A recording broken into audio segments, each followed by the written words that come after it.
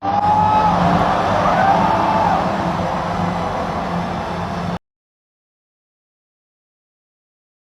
malam yang dipenuhi sorak dan doa, ketika langit Jakarta mulai menghitam, satu bangsa berkumpul, bukan untuk menonton pertandingan biasa, tapi untuk menyaksikan pertarungan harga diri. Ya, ini bukan cuma soal 3 poin, ini tentang kita, tentang Garuda yang tak pernah berhenti mengepakkan sayap, walau badai selalu datang tanpa permisi. Tanggal 5 Juni 2025, Stadion Utama Gelora Bung Karno mendidih oleh ribuan nyanyian para supporter. Di hadapan mereka, berdiri lawan besar, Cina.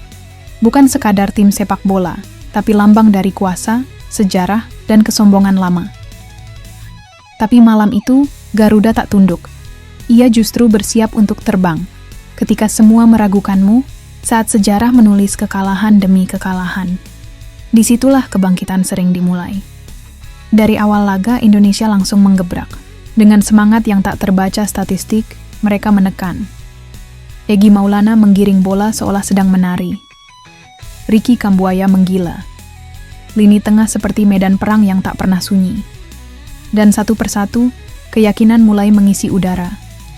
Tapi sepak bola tak hanya soal menyerang, ia soal bertahan. Soal siapa yang sanggup berdiri paling tegak saat guncangan datang bertubi-tubi. Debut Emil Audero malam itu seperti puisi indah. Ia bukan sekadar penjaga gawang. Ia jadi tembok tak tergoyahkan.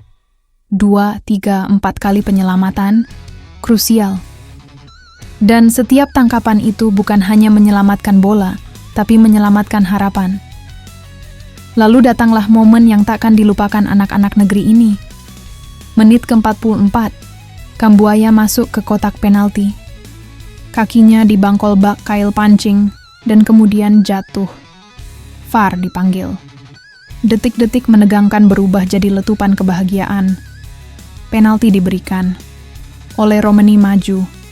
Dan saat bola itu meluncur mulus ke jaring, Stadion GBK meledak seperti gunung rindu yang akhirnya meletus, Sate Slander. Tapi skor tak bisa menjelaskan semuanya, karena yang terjadi malam itu lebih besar dari angka Cina meradang di babak kedua. Mereka menyerang, menekan. Tapi Garuda bertahan dengan darah, keringat, dan air mata. Dari El Capitano Bang Jai yang jatuh bangun, hingga Rizky Ridho yang terus berlari seperti tak punya lelah. Ini bukan sekadar pertandingan. Ini perang tanpa peluru. Dan di akhir 90 menit, peluit panjang tak hanya menandai kemenangan, tapi kelahiran kembali. Indonesia menang, 1-0. Tapi maknanya lebih dari itu. Ini kemenangan atas ketakutan, atas keraguan, atas semua suara yang bilang, Indonesia tak akan bisa. Tapi malam itu, kita membuktikan, kita bisa, kita layak. Dan di antara sorak-sorai dan pelukan pemain, ada satu hal yang tak terlihat tapi terasa. Sebuah bangsa yang sedang bangkit.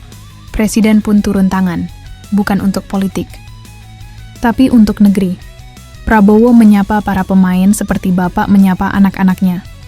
Erick Thohir memuji, tapi rakyatlah yang menangis bangga. Karena Garuda bukan lagi dongeng, ia nyata. Dan ia menyala untuk semua yang menonton malam itu. Untuk mereka yang bernyanyi, berdoa, atau hanya duduk diam di depan layar sambil menggenggam harap, ini kemenanganmu. Garuda telah terbang, dan selama kita percaya, ia takkan pernah jatuh lagi. Para pemain muda malam itu bukan sekadar anak-anak lapangan. Mereka adalah simbol dari generasi yang tak mau lagi dibungkam sejarah. Dan ketika peluit akhir berbunyi, bukan hanya 3 poin yang kita bawa pulang, tapi harga diri. Sebuah pesan kepada Asia, bahkan dunia, bahwa Indonesia tak lagi sekadar penggembira di sepak bola. Kita punya tim, kita punya tekad, dan yang terpenting, kita punya bangsa yang siap berjalan bersama mereka. Sepak bola kita sedang bertumbuh. Pelan, tapi pasti.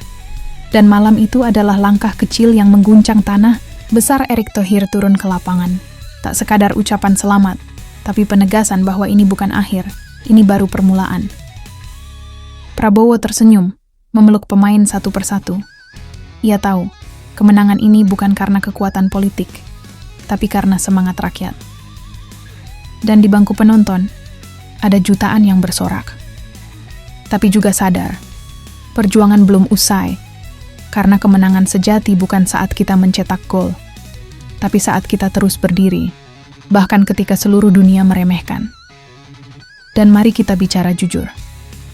Tim ini belum sempurna. Masih ada celah. Masih banyak yang harus dibenahi. Tapi perbedaan antara tim biasa dan tim besar adalah satu hal. Keberanian untuk berubah. Dan Indonesia sedang berubah. Sedikit demi sedikit. Tapi pasti. Dan malam itu, kita semua melihatnya dengan mata kepala sendiri. Malam tadi, Garuda bukan cuma menang, ia membakar semangat, ia menyalakan harapan. Untuk setiap supporter yang rela antre berjam-jam demi satu tiket, untuk setiap rakyat Indonesia yang selalu menunggu keajaiban dari tim ini, malam tadi adalah hadiahmu. Dan ingatlah, Garuda bukan milik federasi, bukan milik pemerintah. Garuda adalah kita semua.